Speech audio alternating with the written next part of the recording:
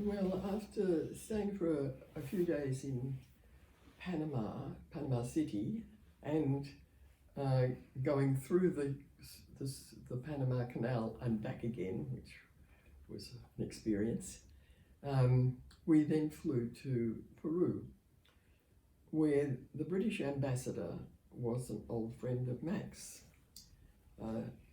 Sir Andrew Gilchrist.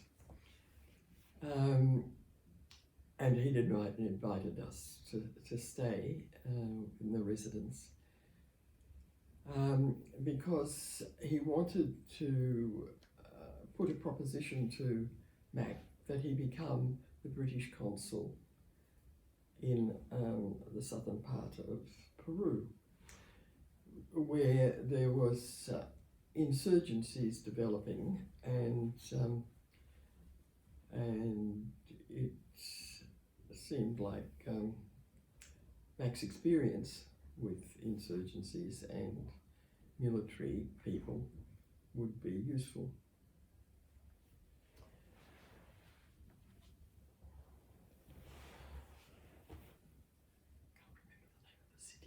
Doesn't matter. Anyway, we flew down there, talked to people there, and I was not at all keen about this posting because it's a Spanish-speaking country. Mac didn't speak Spanish, even if he spoke Urdu and Burmese. I couldn't see that it was likely to be either successful or enjoyable. But we travelled back to Lima and up to the north and through the Andes and so on.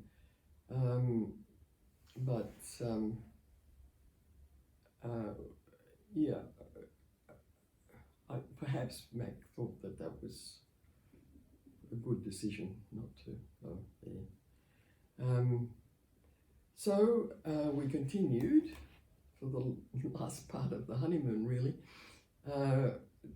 to first of all to Colombia, because on the fair sea, when we travelled across the Pacific, we had been in the company of lots and lots and lots of young Australians going on their adolescent trip to Europe and England. So we thought, where are we going to find company in this company? And in the first morning we went down to breakfast in the dining room. When breakfast was almost finished, a single man shuffled into the dining room in his dressing gown and slippers to have breakfast. And I said to Mac, he looks like an interesting guy. And very soon we met up with him, and his name was Coupkah. And he was at that time a stateless Czech, a refugee from communist Czechoslovakia, who lived in Paris, and he was an artist. And we asked him, well, what brought you to Australia? And he said, well, the artist community and many Parisians go down to the south of France for summer, and we do this every year, and we get talking and arguing and so on, and the subject at one stage was, where will you see the most primitive art in the world? Primitive. and they all thought that it would be in Africa. And African art indeed was becoming, it's right at the beginning of it, becoming popular in Europe and in France and amongst the artistic community. But Carol said, look, the oldest continuous culture in the world is the Australian Aboriginal culture. So I've just been to the Northern Territory and visiting communities in the Northern Territory and photographing and collecting and getting involved with the artists there and what they're depicting in their pictures. And so I'm taking all this information and these paintings back to France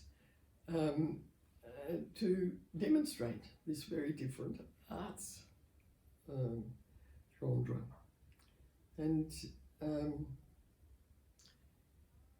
he did cause a lot of interest, and particularly with a Swiss museum in northern Switzerland, in Basel, and they paid for him to come back to Australia and collect for them. And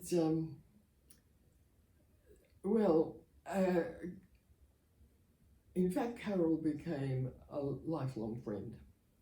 And anytime we went to Paris, we either stayed with him or we stayed in a small hotel next to his apartment block. And even you went and visited him too. So he was involved with our family, and we always got together in Australia when he came here too, because he would come back from the Northern Territory via Canberra when we were there, when I was there.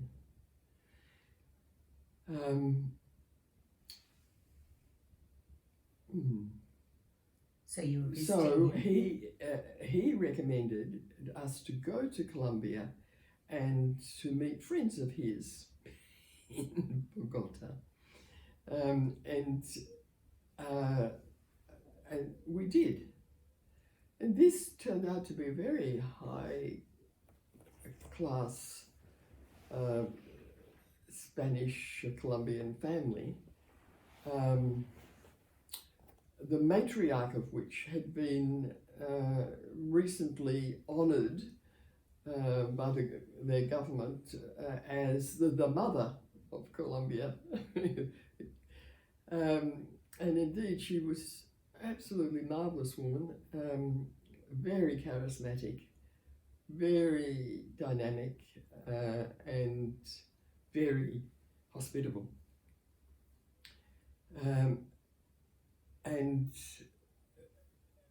there was a curfew in the city when the night that we had dinner at her family house.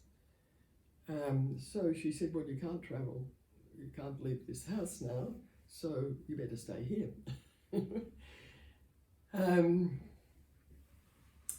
The only other notable thing about that stay in that city was that it is a country where the greatest emeralds in the world come from, and they have an emerald museum. Emerald and Gold Museum was absolutely mind-blowing. But anyway, we didn't stay very long in Colombia, and because we were catching a British ship that was sailing from Panama City to Sydney. And that ship was full of British migrants to Australia,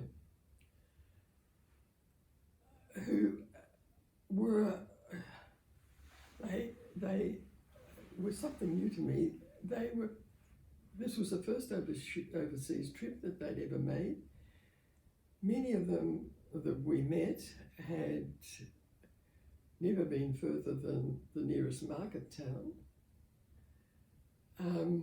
They didn't have any idea what they were in for. What motivated them to come? Well, Australia was giving, this is the £1 POM migration, they were giving these very cheap fares for people to come, and this was 1961. So they expected to improve their lot. They were prepared to work anywhere on anything, doing anything. So I've no doubt that they succeeded quite well in Australia. And I suppose it's only really 15 years after the war as well. They probably want to get out of. Yes, certainly England was not very prosperous and had been really severely damaged and gone broke virtually,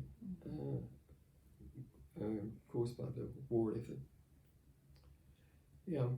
What was mind-blowing about the Emerald Museum? What sort of things do you remember? Oh, well, you know, it's very hard to get very fine emeralds in the Western world unless you're paying millions for them. So there in the museum was the most superb examples of emeralds, mostly in jewellery settings, but yeah, very spectacular.